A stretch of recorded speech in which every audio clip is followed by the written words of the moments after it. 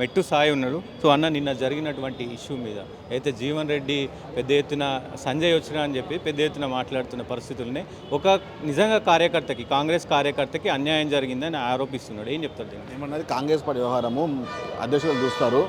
వ్యవహారం ఏంటంటే కేటీఆర్ లాంటి దుర్మార్గుడు చిల్లరగా మాట్లాడుతున్నాడు. ఆ చిల్లర మాట్లాడే వ్యవహారంలో ఎవరైనా బీఆర్ఎస్ పార్టీలో ముఖ్యమంత్రి రేవంత్ రెడ్డి గారి గురించి కాంగ్రెస్ పార్టీ గురించి చిల్లరగా మళ్ళీ మాట్లాడితే బట్టలు ఊడదీసి కొడతాం.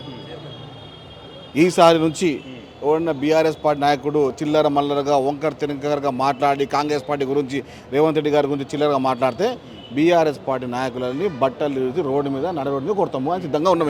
ముఖ్యంగా ఏదైతే ఈ పాలిటిక్స్ ఏదైతే 9 బ్లాక్స్ కావచ్చు, మొత్తం ఫోన్ ట్యాపింగ్ వ్యవహారం కావచ్చు, ఇదంతా డైవర్ట్ చేయడానికి మాత్రమే ఇది చేసిర్రు అని చెప్పేసి మాట్లాడుతున్నారు. ఫోన్ ట్యాపింగ్ ఎవరిది అయింది? హరీష్ రావుది అయింది. ఎప్పుడు అయింది? బీఆర్ఎస్ హుకుమత్లో అయింది. హరీష్ రావు బీఆర్ఎస్ హుకుమత్లో ఏముండే? మంత్రిగా ఉండే. హరీష్ రావు మంత్రి మాట ఎవరు వినాలి? కేసీఆర్ వినాలి, కేటీఆర్ వినాలి. అంటే ఈయన హరీష్ రావు ఏం పోయి గల్ల పట్టుకోవాలి. ఎవరిది? కేసీఆర్ది. గల్ల పట్టి మామా అని అడగాల.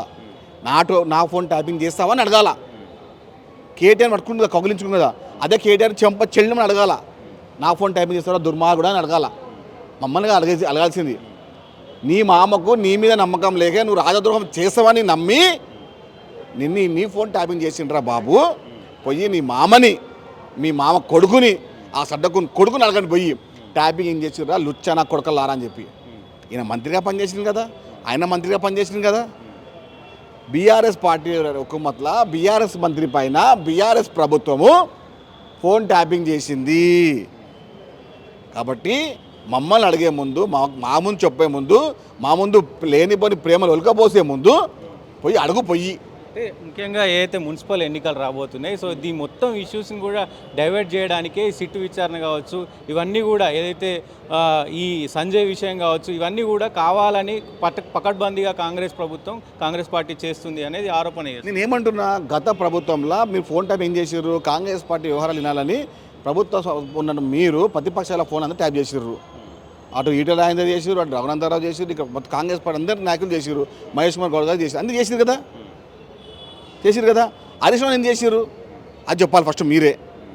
ఈ రాజకీయం చేసే ముందు, రాజకీయ వ్యవహారాలు చేసే ముందు మున్సిపల్ ఎన్నికలు అంటావా? ఎన్నికలు కాంగ్రెస్ పార్టీ కొత్త కాదు. 120 మున్సిపాలిటీలు ఉన్నాయి. 100కు పైగా మున్సిపాలిటీ కాంగ్రెస్ పార్టీ గెలవబోతుంది. ఒకటి ఎక్కువ ఉంటుంది కానీ ఒకటి తక్కువ కాదు. 100నే టార్గెట్. సిట్టు అంటావా? సిట్ అంటే చట్టం పంతం తీసుకుపోతుంది. నేను ఏమంటున్నా, ముఖ్యంగా 2 సంవత్సరాలు అవుతుంది కాంగ్రెస్ పార్టీ వచ్చి.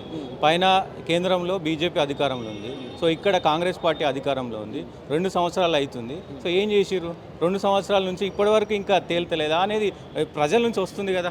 రేషన్ కార్డు ఇవ్వలేరు, మేము ఇచ్చినాము. సన్నబియ్యం ఇవ్వలేరు, మేము ఇచ్చినాము. 500 సిలిండర్ ఇస్తున్నాం, మేము ఇచ్చినాము. ఫ్రీ బస్ ఇస్తున్నాము. అది చూడండి, 18,000 కోట్ల రుణమాఫీ చేసినాము. సన్నాలకు బోనస్ ఇచ్చినాము. గ్రూప్ 1, గ్రూప్ 2, గ్రూప్ 3 నియామకాలు ఇచ్చినాము. ఇది ఇంకా ఇంత ఇలాంటి ప్రజాప్రభుత్వం ఉన్నాక, రేవంత్ రెడ్డి గారు ముఖ్యమంత్రిగా ఉన్నాక అన్నీ అవుతూ ఉంటే కళ్ళల్లో కాకులు కొడిచినాయా? అంటే మంచి అయితే చూడలేని ఈ దుర్మార్గులు, మంచి అయితే వినలేని ఈ దుష్టులు, మంచి మాట్లాడితే వినలేని ఈ చెవులు ఉన్నా ఒకటే, లేకున్నా ఒకటే. ఒక కామెంట్ అంటే నాట్లకు గతంలో కేసీఆర్ రైతు బంధు ఇచ్చిండు, మీరు ఓట్లకు ఇస్తున్నారని చెప్పి అన్నాడు. నేనేమన్నా గత 10 సంవత్సరాలు రైతులు ఆత్మహత్యలు ఉండే, ఇప్పుడు ఆత్మహత్యలు ఉన్నాయి అడుగుతున్నా నేను. రైతు సంక్షేమమే కాంగ్రెస్ పార్టీ లక్ష్యం అని చెప్తున్నా మీకు. అదే దుర్మార్గులారా, సిద్దిపేటలో కానీ, సిరిసిల్లో కానీ, అదేవిధంగా గజ్వేల్లో కానీ తప్ప 116, 119 అసెంబ్లీలో కేవలం 116 అసెంబ్లీలు పక్కన పెట్టి 3 అసెంబ్లీలకు నిధులు పెట్టి, నీళ్లు పెట్టి, నియామకాలు పెట్టుకొని, మీ ఇంటికి అన్ని దారి మళ్ళించుకొని ఆ 3 అసెంబ్లీలు చేసుకొని మిగతా అన్ని గాలికి వదిలేసి ఇప్పుడు చిల్లర మాట్లాడుతారు. అదేవిధంగా లేని మిసాలు మీరు తిప్పుతూ ఉన్నారు, తొలలు కొడతా ఉన్నారు దుర్మార్గులారా. ఒకటి మాట చెప్తున్నా, 100 లోతుల్లో గోతుల్లోకి బీఆర్ఎస్ పార్టీని, కల్లకుంట్ల కుటుంబాన్ని బొందబెట్టడానికే తెలంగాణ ప్రజానీకం సిద్ధమైంది. ఆ సిద్ధమై త్వరలో కాబోతా ఉంది. ముఖ్యమంత్రి రేవంత్ రెడ్డి గారు చెప్పడం జరిగింది, ఏమని? ప్రజా సంక్షేమమే లక్ష్యము. 10 సంవత్సరాలు కాంగ్రెస్ పార్టీ తెలంగాణ అధికారంలో ఉంటుంది. ప్రజలకు క్షేమమే మా లక్ష్యం పనిచేస్తూ ఉన్నాము. ఎంతమంది దుర్మార్గులు ఏం చేసినా కూడా, ఇసుమంతైనా కూడా చెల్లించకుండా తెలంగాణ ప్రజల యొక్క సంక్షేమం పనిచేస్తూ ఉన్నాము.